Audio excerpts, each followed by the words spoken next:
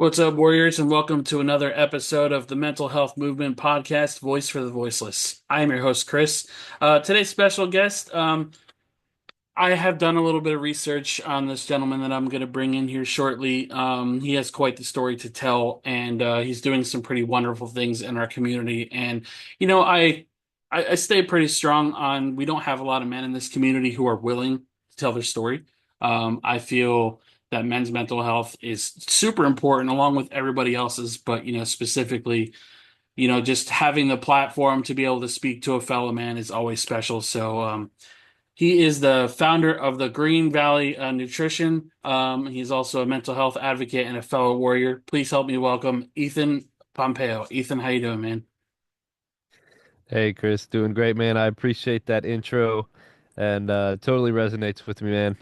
I was not willing to talk about my situation or anything I was going through for a long time, and Yeah, it did not help me. right. And I feel like it's always it comes at our lowest point when we're usually ready to talk, right? It's like you want somebody to listen, even though you've been yelling at the wall for so many years, and just never ready to quite find that avenue to share that story. So I'm really grateful that you agreed to come on here and we can have our conversation. Yeah, absolutely, man. So let's start with your journey a little bit. So I understand that you were diagnosed with pandas, which for our audience is this is gonna be a mouthful. So if I butcher a word, I apologize.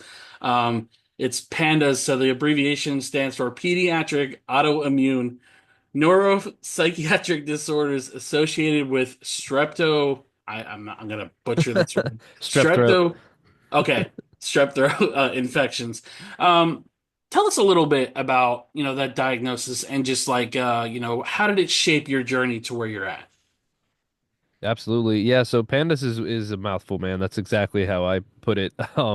It's weird because I did not get that diagnosis until about 10 years into my health crisis. I was misdiagnosed routinely as a kid. I was told I had ADHD, anxiety, Tourette's syndrome, all these things that kind of fit the mold, but didn't really give us an idea of what was going on. Basically, when I was 13, I started having all kinds of neurological issues like motor tics, twitches, compulsive movements, loss of motor function, severe anxiety, crippling anxiety related to that, obsessive compulsive disorder, all these things going on in my head. And it really wrecks my quality of life. I mean, overnight. And that's indicative of pandas. It's basically a strep throat infection that causes an unusual autoimmune response. So instead of my body just fighting it off and moving on like most people do, it more or less I produced excess antibodies and I was dealing with like a chronic strep infection that my body couldn't get rid of. And antibodies are one of the few compounds that can cross the blood-brain barrier and get into your basal ganglia, which is the motor cortex of your body. And so, in essence, all this created the problem, which was encephalitis, brain inflammation. And so I had so many issues as a teenager and a young adult. And like I said, for many years, we had no idea what was going on. I knew I had these symptoms. I knew I had these tics. I knew that, like, I couldn't pick up my phone without putting it down, picking it up, putting it down, picking it up over and over and over again. And a lot of the time, man, I'll be honest, like that phone ended up sailing across the room, put in a hole in the wall, and I'd just be like fed up with Right. everything. I mean, you know, like on your channel, you talk a lot about this, but whether it's mental health like depression or mental health manifested by a physical ailment or whatever it may be, man, it's hard to just like admit that you have a problem, first of all, right? We want to portray this image of perfection like we've got it all together, and I did not have it all together. I Right. struggled for a long time with this, and going for 10 years without a diagnosis, I felt very much alone for a lot of that time. So when you were a kid, you said you got misdiagnosed a lot. So I just which brings me to ask, did they try like a bunch of different medications, and Exactly. is that what kind of led you to chase the natural remedy journey? Yeah, for sure, man. I was on probably over 40 different prescription meds from 13 to 17, just Wow. trying one thing, see, it didn't work, go on to the next thing. And many of these medications, man, the side effects outweighed the benefits. And I remember feeling like a zombie. on some of these meds I was taking, and they'd give me a medication that was like known for blood pressure, but it had off-label uses for like reducing tremors and tics. So they would give it to me and see if it helped, and when it didn't help, we'd quit that and go on to another thing. And so it really normalized this idea of like substance dependence and reliance and even substance abuse in my mind. And so before really going to the natural route, man, I kind of succumbed to my illness and just basically smoked pot like all day. It was Right. like the only thing had found up until that point that helped with my symptoms. I had fewer tics, my anxiety would go away temporarily, I'd feel better.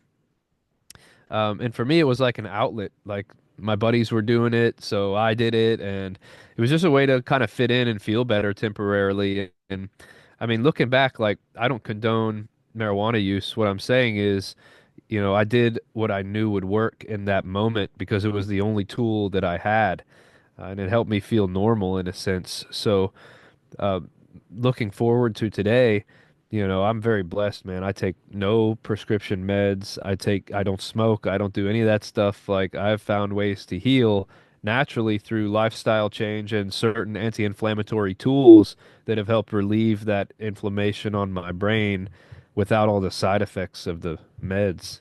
Right. And you had touched on, two things that I wanted to bring up, just mentioning how many prescriptions alone that you took. Just every time I see a commercial for antidepressants, right? And you hear the like 5 or 6 side effects, like it may cause suicidal thoughts. Like my immediate thought is just kind of like, what are we doing here? What are we doing to our fellow human beings? Like, I understand. I have a bunch of friends who take medication who genuinely need it. You have that chemical imbalance, and some people need that medication. I'm more for the natural remedies like yourself because I feel like doctors, not saying all, but a good portion of doctors are just looking to treat a symptom and not really looking for Mm. the root cause of everything.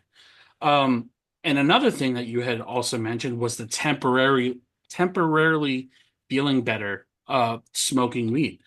I grew up, both my parents smoked, my brother smokes, and Mm. it's just kind of like I was the, I don't want to say oddball because I don't want to put people who smoke in like the weird box because it's not a weird box. If it helps you, it helps you. But I've always felt like, I don't like that. I'm going to feel temporarily good feeling. When I Yeah. tore my shoulder, they prescribed me Percocet and I didn't want to take Percocet. Yeah. Pain pills, pain pills are, that addiction is really bad, and I've always felt like smoking weed, it helps a lot of people, but I also feel like it's like, okay, are you smoking it because it's just passing the time, or are you trying to just feel better and not find the root cause of why you keep doing this? Because I've always felt like weed more or less can be an addiction. It's not like crack cocaine or anything like that. But I feel there's that addictive personality that if you're Yeah. doing that nonstop, I mean that's more or less the same as an addiction. No, that totally resonates with me, bro. And that's exactly where I was. Like I was telling myself I was using it medicinally, and I was, but that's just like that line can really be a gray area, especially as a high schooler, for instance. Your friends are doing it. It becomes a recreational thing and also an escape. And that's why I say, like, looking back, my use of cannabis was really no different than the medications I was taking because it did the same job. Sure, it was more effective, like it actually worked for me, but I'd smoke and then several hours later I'd be back to normal. My tics would flare up again, then I'd have to smoke, and it was just like this cycle. It wasn't getting me to the next level. Like it was helping me feel better, but it wasn't helping me heal. Right, right. And I think that that's an important point. It's not helping you heal. And I feel like a lot of people aren't exactly ready for that full conversation because, I know people that smoke very heavily, and it's like, I think you smoke a little bit too much, and maybe you're not ready for that conversation, but maybe you need some additional help outside of that weed. It's Yeah. I don't push therapy on everybody. I don't push, counseling on everybody, but it's we're human beings. We're not meant to just stay neutralized and just constantly in a state of what's the word I'm looking for? I guess the state of high constantly. Yeah. Just that constantly cloudy and not really self-aware of what's going on around you. You're just mellow, everything's cool, which it's great. It's a great temporary feeling, you know. But what was the turning point that made you decide to start the Green Valley Nutrition? Yeah. So along my journey, like I was using cannabis every day. I had physician fatigue. I was sick of doctors. I was sick of pharmacies, sick of pills. I just wanted an escape. And so after college, I packed up everything I owned in my truck and I drove out to Colorado. Like the day after graduation, I drove out to Colorado. I was like, I need an escape. I never want to get in trouble with the law. Like, so I moved out there pragmatically, really, to try to get a hold of my medicine where it's safe and legal. And ironically, it was out there that I found CBD and kind of began my transition away from marijuana and THC. Right. So that's where I discovered CBD, and today I call it nature's most powerful anti-inflammatory. I mean, you look at like an inflammatory brain disorder, CBD was like actually what was giving me the relief when I smoked because it's in all forms of cannabis, not just hemp and CBD oil. Like it's in every time you smoke, it's in there. And that was giving me the relief I was looking for. I just didn't know what it was at the time. So when I realized I started to put all these pieces together, like Pandas, inflammation, CBD, anti-inflammation, I realized like, man, this is really where it's at. And you're right, bro. Like cannabis is hugely addictive, especially when you use it every day and you make it habitual in your life, not only through using it all the time, but the lifestyle, the paraphernalia, the glass, all the cool stuff, the people you're hanging out with, like it becomes a lifestyle, and that is very hard to leave. Yeah. And so it took me several years to actually get to that point where I'm like not smoking anymore and truly using it medicinally. But man, looking back, like it's so easy to convince yourself that like, oh, this is it, this is my answer, it's working for me, and you're just stuck in that routine Yeah. and you're stuck in that cycle. And for me, like with my physical tics, I was physically stuck in this routine. Mhm. Compound it with weed, like I'm feeling good, I don't want to change anything. It was a tough place to be in. I didn't realize at the time how tough it actually was. Looking back, I'm like, man, I've come so far, but it took significant lifestyle change to get here, man. And like, I don't know if I would have been able to make those changes without like the non-intoxicating relief CBD gave me because it gave me an opportunity to step away from being high all day, like you said, and use a product that really helps me and reduces my inflammation. Yet I can be cognizant and I can focus and I can consider the other options like man what what can I do, what can I change to have a better lifestyle, and part of that involved like getting up off the couch, being more active in general, getting involved with new groups of friends, joining a baseball team, getting in a men's Bible study. Like all these things have been hugely beneficial in my life, and then now I lift weights 5 days a week. I've been re-examining my health and my nutrition, and I've been eating an anti-inflammatory diet, which, I mean, you ask me about you ask me about quotes that I like. I think that food, our food is nature's most sorry. The food we eat is our primary medicine. Yeah. That's a quote I love, and I can't even tell you who said it, but it goes back to like Thomas Edison and his view of what medicine should evolve to become. Right. And today, our physicians and our doctors are still just being taught like give pills, give pills. The United States is one of two countries on earth where pharmaceutical advertisement to consumers is legal. I Like believe it. It's almost it's nowhere on horrible. earth. It's crazy. Ask your doctor about this pill may cause heart failure or death or depression. Like, dude, the doctor should be recommending this based on his discretion, not us going in and say, Doc, give me these pills. Like, Right. it's a backwards movement. And so that's what we're battling, and that's what we're facing as consumers. And we live in a sick society.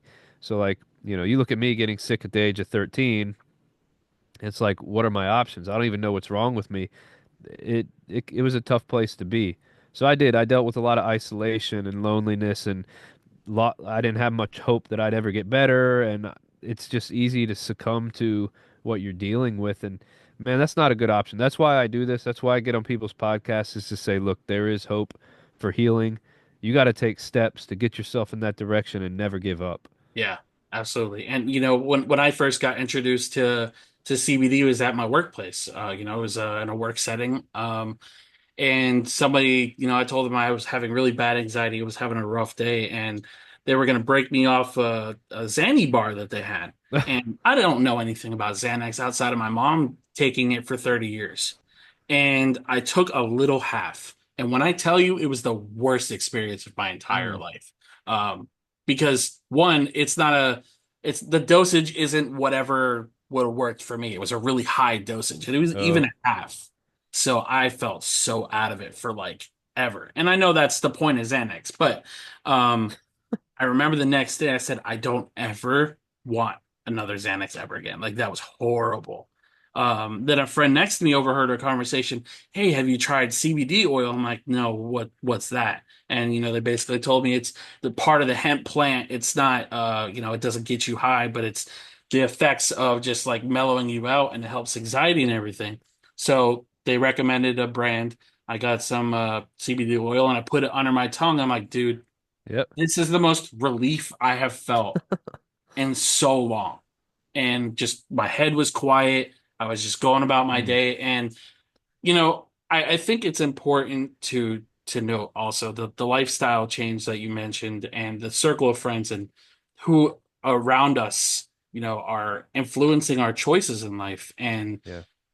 I feel our support system is the most important part of healing. If you have a bunch of friends saying, "Oh, well, you should just smoke weed," forget that natural stuff. Just I feel like your people that you surround yourself with are the most important part of healing because if you're willing to take those steps and the people around you aren't or aren't rooting for you, you gotta reset. You gotta break that cycle because they're just going to be that voice in the back of your head, like, oh, maybe this isn't working. Maybe this isn't the route I'm supposed to be taking because these guys are saying that I shouldn't.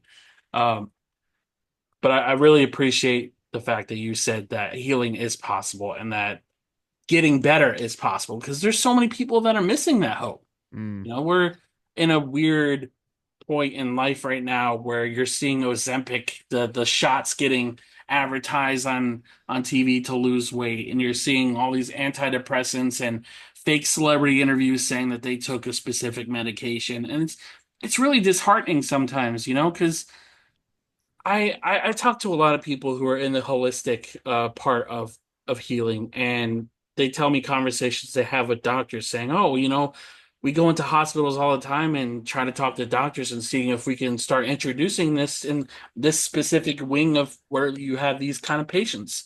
And there's a lot of fight back. There's a lot of, oh, well, they Mm. got to push pills. They got to do this. They got to do that. And I remember when I started trying therapy again when I moved back down here to Florida. The very first conversation I had with this therapist, not the one I have now, was, "Would you take antidepressants?"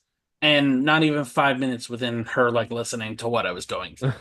And I looked at her and I said, "I don't want pills. Yeah. I just want somebody to listen and give me some guidance."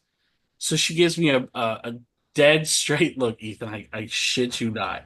The worst advice I've ever heard from a therapist.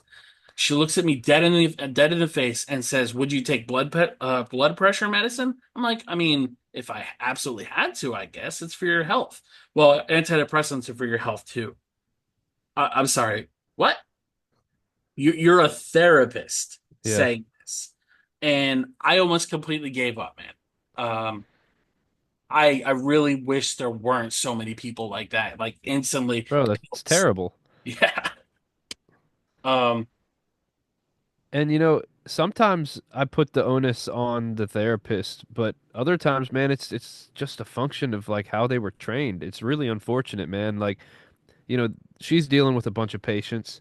She's just trying to get to know you, but her time is limited and her hands are tied in what she knows and in terms of what she can do. It's like giving you this pill, getting you out of the office, getting on to her next patient, like that's the prerogative sometimes. yeah, And it's really it's disheartening, like you said. Man, and that was my experience in a nutshell.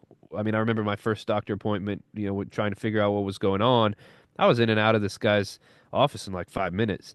And he was a psychiatrist, and that's when he prescribed me with that blood pressure medication, saying, we've seen that it sometimes helps with ticks and tremors.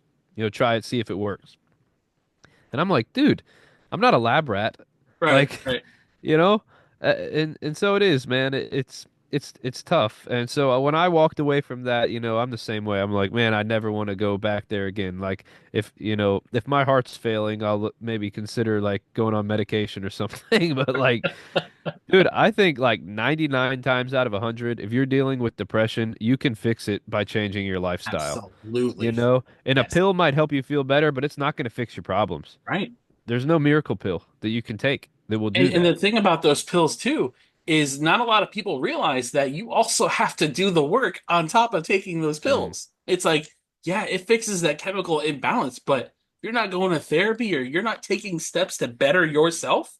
yep. That's like going to the gym but still eating fast food. It's Yeah, not it's not gonna work out. exactly. Exactly. Yeah, man. I mean, talking about a chemical imbalance that can be fixed with diet and exercise and lifestyle change and getting enough sleep and getting rid of negativity and anxiety and stressors from your life. Like all these things that I've done, I'm not saying because I read about it in a book. Like I have lived that. I've done Right. that and I've seen the change personally, and I know you can relate to that.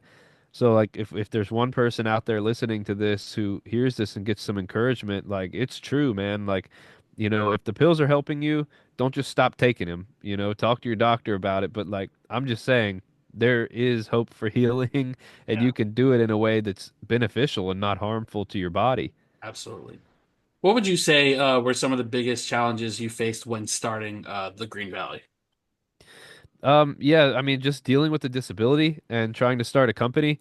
I mean, starting a business is tough in Yeah. general, right? And now you compound that with like legal challenges of entering the cannabis space. Mhm. This was in a time where, I mean, you couldn't even find CBD around here on the East Coast. This was 2015. CBD wasn't even around. And Right. so moving back to Virginia from Colorado after my farming career, I worked on a farm out there for a year or so, came back to Virginia, and I couldn't find anything. And at this point, I was like dependent on CBD because I found that it works. It was the only thing that was helping me. So I got back here and just immediately started smoking again. And um, it was tough. And I realized that this stuff was helping me. So I reached out to some friends back in Colorado and said, "Hey, can you send me some CBD?" So they sent me some raw materials and I started experimenting. I started formulating different oils and topical products and brownies and just different concentrations of products just to see, what worked best for me, what my body responded best to, what I enjoyed taking the most. And man, pretty soon people started catching on. Like grandpa wanted some relief from his achy knees and grandma needed help sleeping. So people and friends started reaching out to me and I realized, man, like a lot of people could benefit from this stuff. So that's it. I mean, I started formulating it in the spare bedroom of my house, and now we operate a state-of-the-art manufacturing facility. I ship to all 50 states and internationally, and man, it's just amazing, like how many people this product is helping and how many different ways. Like Yeah. inflammation wreaks havoc on so many areas of your health. Like Right. it disrupts your sleep, it causes chronic pain.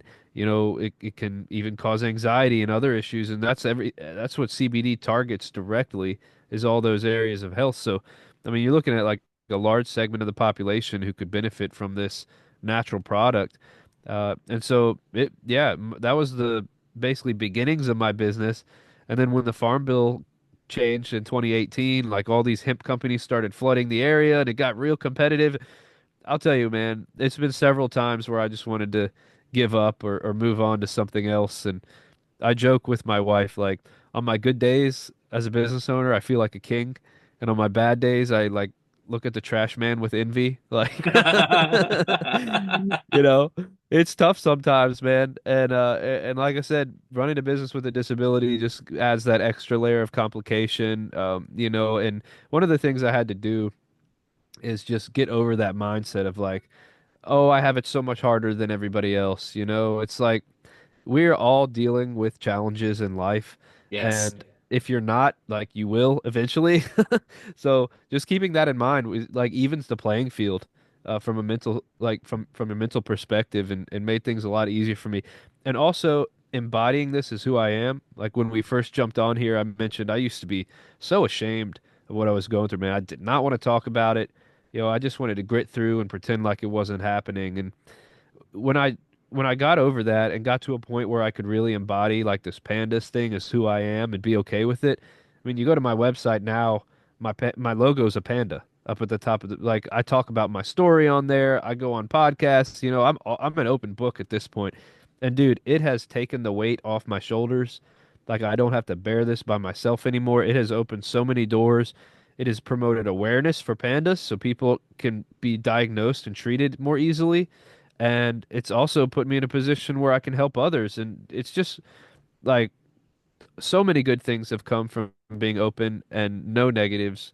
I always tell people like if you whatever you're battling, whatever you're dealing with, you're not alone. And being open and talking about it is it's like that's what makes us human. Yeah, yeah. What would you say your biggest success would be starting this company?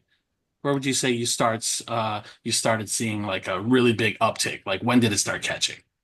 Yeah, so ironically, exactly what I've been talking about. I did this whole rebrand of my business where I made my logo a panda and I was like, okay, like I'm going to talk about pandas and how this product helped me.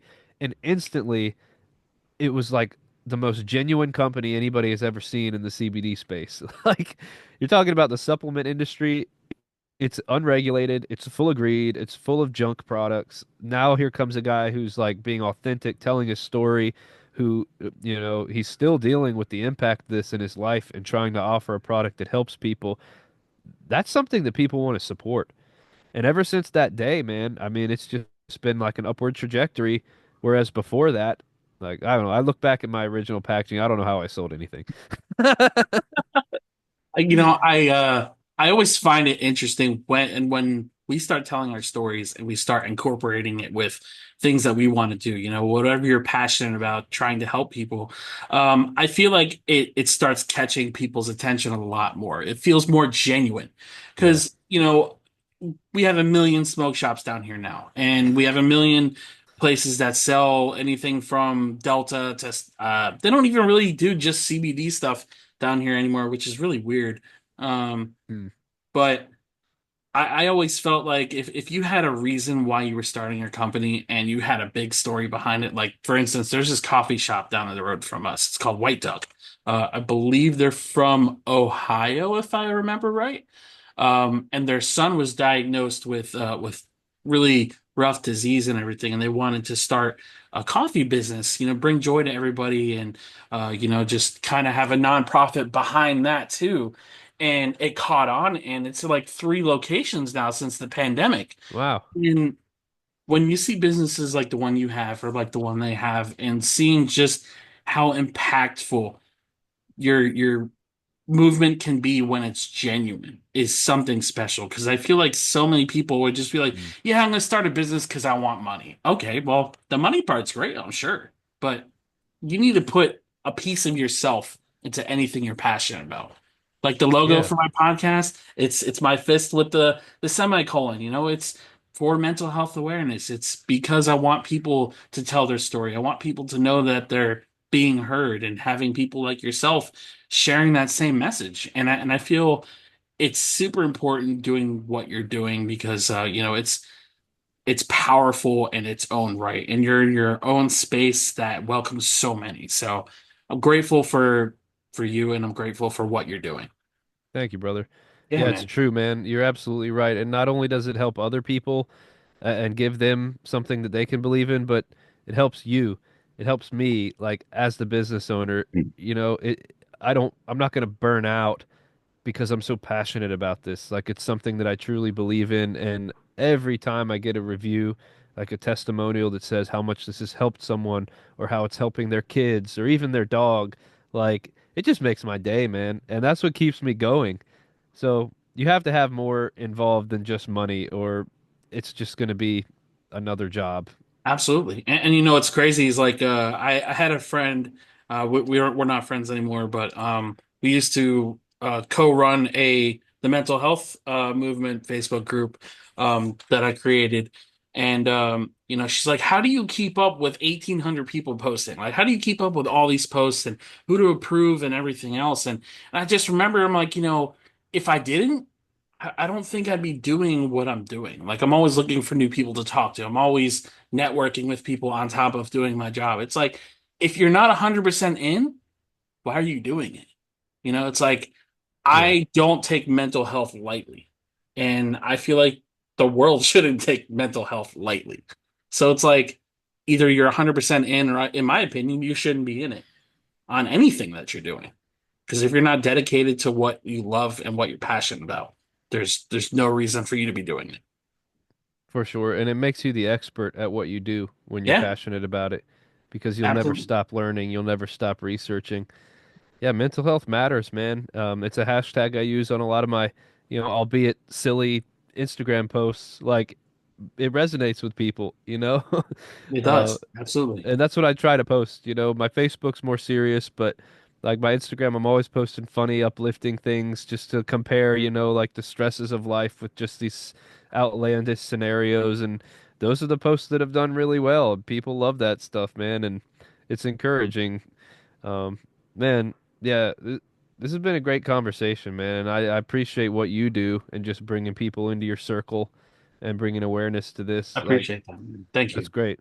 Yeah. Um, do you have any future plans for Green Valley right now? Like any products that you're teasing or any initiatives on the upcoming Yeah, horizon? so one that we just released is a non-CBD product. It's a Mhm. hemp protein powder. So it's made with the hemp hearts. As far as I know, it's the only plant-based complete protein that contains all of your essential amino acids. It's got balanced omega-3 and omega-6s. I just ate it in my smoothie this morning. Like it's an awesome product if you're weightlifting or exercising, staying fit. Great plant-based alternative. So we just released that on our website. I'm looking to launch that on Amazon, which will be my first Amazon product. It's kind Wow. of new territory for me, but I'm really excited. You can't sell CBD on Amazon. Like you go on there, there's hemp this, hemp that. Like there's no Right. CBD in it. I don't Makes know no what people sense. think they're buying. Yeah. So our protein powder is going to go on there, which I think will be cool, and maybe introduce some people who wouldn't have found us otherwise through that. So yeah, that's what I'm really Have you excited uh for. have you done any collaborations with any, fellow CBD guys? Like have you reached out to any other companies to do a collaboration of some sort? Not so kind of. I've done collaborations with other local businesses. Like there's a coffee shop here in Richmond. We did a CBD infused beverage for the holidays that did really, Wow. really well. I do some private label manufacturing for other companies as well. Like we actually manufacture all of our own products in house. I'm not just buying a product from California and putting my label on it. Like this is something that we manufacture in house, and I take great pride in because I'm taking it every day. And, I put the pain cream on my wife's back before bed. It helps her sleep better, helps her wake up feeling refreshed. I want to know that it's clean. I want to know Yeah. that it's good. So we make everything ourselves. But there's a bunch of other CBD companies around here that need a manufacturer. So we actually produce products for them as well and put their label on it so they can sell it. And that's been a very lucrative part of my business in terms of infusing our company with revenue that we can use to grow our brand Love because it. running a website is not cheap. Like Yeah. it Yeah. costs a lot of money. So I'm fortunate to have both, especially within the last 5 years with everything that's happened. I mean, the whole world has shifted. So to be able to have a little bit of versatility through making products for other companies and selling through my website has was a really good move. And our website's continued to grow, man. I'm so fortunate. Like every month we're growing online and just reaching out to new people and more people um, and it's just been really cool to see. I love hearing that, man. And just the fact that you're chasing that Amazon next step is pretty Yeah. incredible. How does that whole conversation happen? Like, is there a specific process that you have to follow in order to get your product on there, or is it just kind of like you apply, this is my product, and it's posted kind of thing? Yeah, I think you can just jump in there and post whatever you want, but they're kind of cracking down on that from what I gather. Yeah. They have this whole thing now called Amazon Brand Registry, where they want you to register your brand and provide like documentation and certifications, and like you need a copyright, like a trademark on your logo and all this stuff. So I think what they're doing is they're they're trying to get rid of these like no-name brands and have more brands of authority on there that last. It's such a competitive market, man. Like anybody can jump on there and start selling protein powder, for Yeah. example, but you don't know where it's coming from. And so I think they're trying to protect their consumer and get away from, right now they have this kind of taint on their brand where Amazon's known for like counterfeit goods and fake products that are being sold on there. So they're trying to get rid of that. So yeah, it was a little bit difficult to get set up and established, but we're very close to launch at this point, so it's exciting. I can't One wait other to. Thanks, man. Yeah, I'll send you the link if you want to grab a bag. I'd love to support. It's an awesome product. Like I think if you like protein powder and supplements, like it's definitely cleaner than whey protein and soy protein and some of the other products on the market. It really is just a superior alternative protein that's very bioavailable. Doesn't have some of the contaminants that other major protein brands may have. So yeah, highly recommend it. The other thing I'll mention to you is for the last year or so, I've been working on a book, which is also new territory to me. I love to write, I love writing, but I've never published anything like this. So you can go on my blog, on my website, greenvalleynutrition.com, and kind of read about my story and things that I recommend for people with pandas and other the other ailments we've been talking about. But this book is kind of a deep dive into my story and my journey with this and all the things we've talked about today, the lifestyle change, the things that really matter that have made the difference, in hopes that this will encourage somebody who is looking for hope and maybe at the end of their rope like I used to be, and just getting them to the next step because yeah, like I said, sometimes it just takes knowing someone that's dealing with this so you don't feel totally alone, right? Right. Um, So when so does that anyway, book come out? so I'm really hoping to have it out this summer. I'm tied up right now. I'm pretty much done with it, man. I still need to decide what it's called. I need to That's decide the exciting. title. So thank you. Yeah, I'm super excited, man. I think it'll be great. So, close friends and family are excited to get their hands on it and read it, but I really do think it will be a good tool to help people and guide them towards a good decision in terms of how to manage their health. So actually, there's a link on my site I can send you where you can put your email Yeah. in and we'll ping you when the book comes out. But I'm hoping to have that out this summer, so I'll keep you Awesome. apprised. Yeah. I'll definitely I think I might grab it just to support, read some more just what we talked about because somebody asked me a couple months ago if I'd consider writing a book. I'm like, I don't know, man. I'm Yeah. not very good at writing. I'm good at talking. I'm good with my words for the most part, but writing I get nervous on because like, I always when I first started therapy, I remember telling my therapist, I said, when I write, it's kind of like putting demons on a page and I'm scared to look at them. And it's like my story goes in, pretty deep as well, and it's hard to open up those wounds sometimes. And Bro, it is, man. I think journaling is very powerful. I think it helped me so much, kind of get out what I want to talk about and how I want to talk about it. I don't know if I'm confident enough to write a book or if I'm there yet, but Dude, let me tell you, man, something. you can write a book. If you can do podcasting, if you journal, you probably already have all the content that you need. And now it's a matter of like taking it, organizing it, putting it into a readable format. I mean, you're like 80% of the way there, man. Right, So right. I would just encourage you. And to be quite honest, since I started podcasting, it has helped me with my speaking and my writing to Yeah, become much better at both. And quite honestly, a lot of what's in the book is exactly what I'm talking about on here. And it's not as hard as you may think. However, you are correct. Like some of the stuff I've written about, I had to really dig deep and recall some really painful times in my life, you know? But in doing so, yeah, it hurts, but it's healing to yeah, just put it out there. And I guarantee you other people will be like, "Oh yeah, I've felt that. I've been there." So, I think it's yeah. something you should do. When I first kind of told like a little piece of my story, it was in a suicide prevention's rock page, and it got about like 600 likes within like 2 hours. And it's Yeah. like, oh, I might have something here. Like, I can actually talk about my stuff and not get judged on it. What the heck is going on here? Yeah. Um, Well, so even I if they mean, judge you for it, like they're reading your book, like they can't Right. say anything to you. So Right. it's like a perfect opportunity to get your story out there without them interrupting or retaliating like it's Yeah, your book. that's a fair point too. Um, yeah, it's definitely something I've spun in the back of my head. I don't really know how I would start it out. Because it would be going back to a really young age, and from what I remember, it's just, again, it's a lot of deep stuff, and it's hard to talk about some of it. You know what I mean? Yeah. Um, but yeah, I'm excited for you, man. I can't wait to see that book come out. I think it's pretty incredible to see people do such things, especially, you having the story that you started out with and where you're at now, and it turning into a book. I think having a book is super special to all our stories, in whatever format. I've seen it in, just short little biography. I've seen it in so many different forms, and just, hearing what we've spoken about so far. Very excited for you, man, and congratulations in advance. Thank you, bro. Yeah, man. Um, Here's a good question for you. How do you stay motivated in your work? Yeah, well, I can tie that into what we kind of already talked about in terms Mm, of like you have to have that intrinsic motivation. You have to be passionate about what you do because yeah, I mean, you can get burned out doing anything.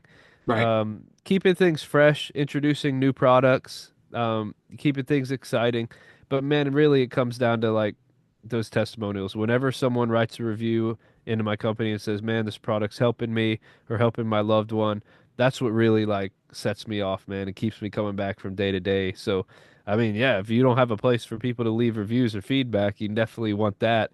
But we have a few hundred reviews on Google and thousands of reviews on the site, and Wow. I've read every single one of them. Like that's what really means so much to me. Knowing that I'm helping someone, that'll never get old. Yeah. Yeah. Um, how important would you say self-care and balancing your professional life and your personal well-being is? I mean, it's everything to me, man. Knowing what it's like to be sick and Yeah. disabled, like you, Mhm. you really, your chances of helping someone else, if you're not helping yourself, are slim to none. So, taking care of yourself first, body, mind, and spirit, right? Staying physically fit, staying staying healthy, mentally, right? Spiritually, having that spiritual health, all these things are so critical. And if you have one out of whack, like everything will be imbalanced. So it's all about balance and doing things on a daily basis to promote that wellness overall. But again, like yeah, I don't see how you can really help someone else if you're not in a place where, you feel prepared or equipped to do that. Absolutely. I always say, don't pour from your cup if you don't have anything left. And, if you're not Yeah, refilling your cup, you're that's just good. giving them bone dry water. You're not giving them nothing. And I have a really big heart for a lot of people, and I do my best to make sure I help everybody who needs it. And sometimes you overexert yourself. Sometimes you just do too much and play your part too hard. And I feel, many people, maybe even yourself, can resonate with doing too much for people and just not doing enough for yourself. Yeah, I think we can all relate to that to some extent. It's hard yeah, I've learned how to say, well, I've learned how to be better at saying no.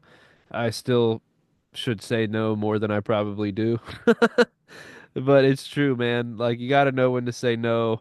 I mean, there's situations where yeah, you like people need urgent help and you got to be there for them, but I think a lot of the times, like you can say no and still maintain your work-life balance and still maintain your quality of life, and then get back to them later or point them in a direction where they can find help from someone else who's equipped to help them.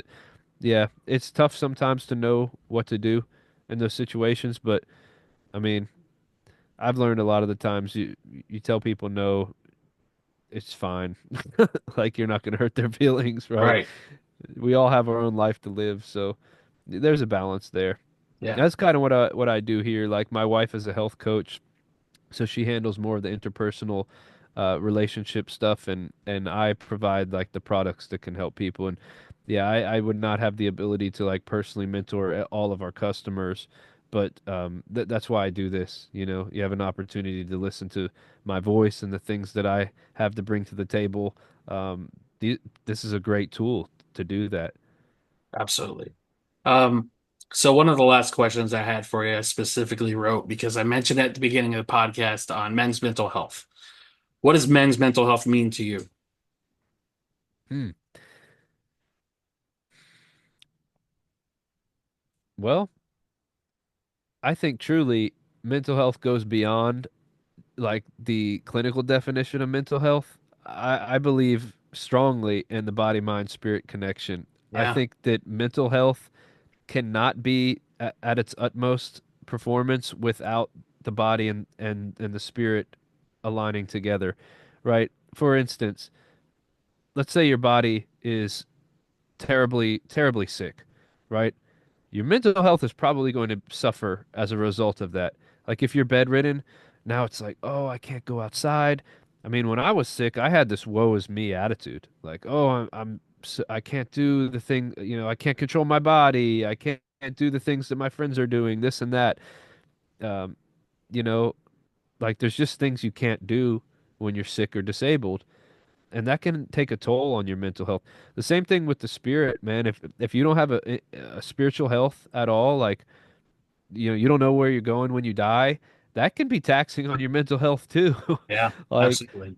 so in my opinion, it goes beyond just like having it okay up here. Like, you've got to be exercising, eating right, you know, surrounding yourself with positive people, have a mentor, have a mentee so you can pour into other people's life.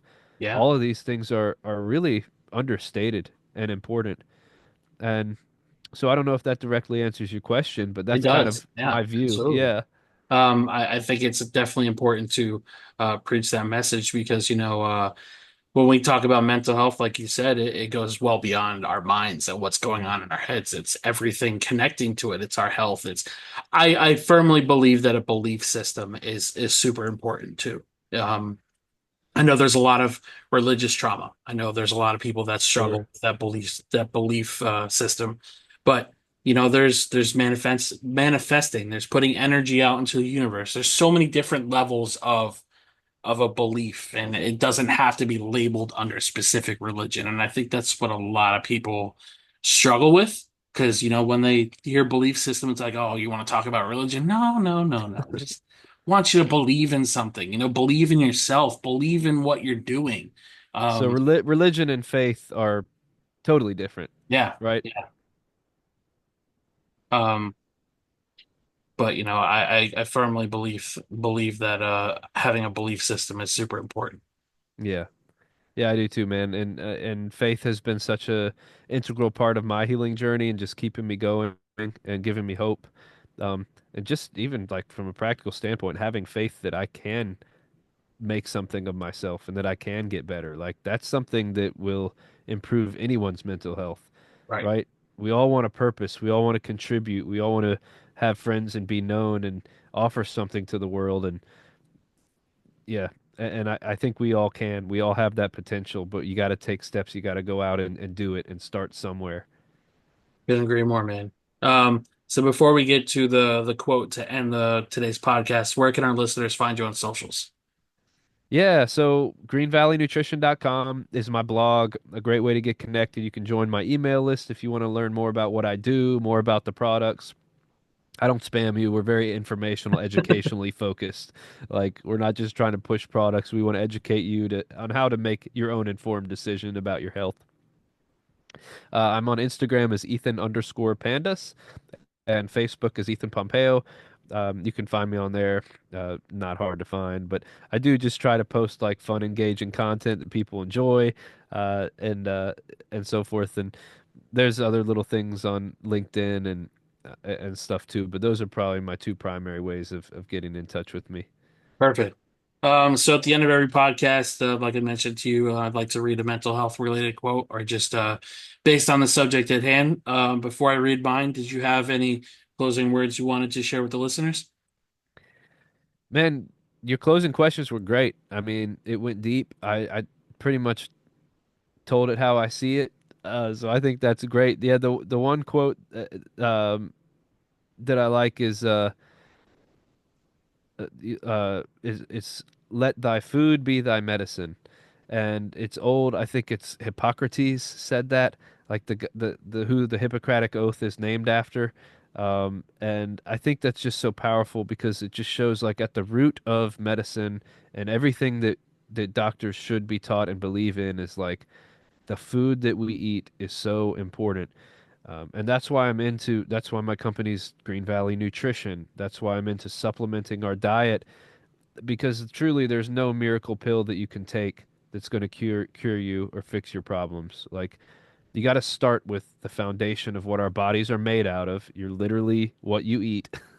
So getting on a routine of just being mindful about what you put into your body. I don't promote any specific diet, but I do say, eat anti-inflammatory foods, avoid processed foods, avoid sugar intake as much as you can, like minimize your alcohol consumption.